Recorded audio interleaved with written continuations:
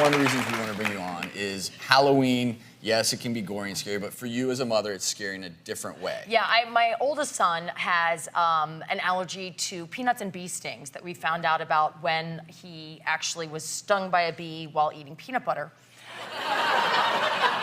Really? I'm not kidding you. You can't make this up. Double whammy. Really? So you're like, which one? What's going on here? It's still a little unclear what, but he went into a full anaphylaxis. His face blew up.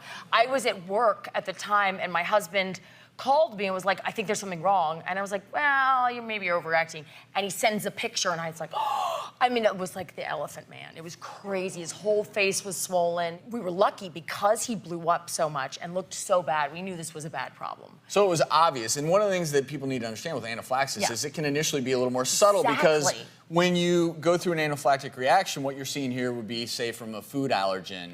And when you eat something or have something that you're allergic to enter your system, you have a massive, massive release of histamine. Now, depending upon how much histamine is released, that will dictate whether or not you just have a localized allergic reaction or what we call anaphylaxis. When anaphylaxis occurs, your airways tighten, making breathing more and more difficult. While your airways are tightening and you're having difficulty breathing, you can get swelling, like in your son's case, of your lips and tongue to the point where you can't even breathe anymore.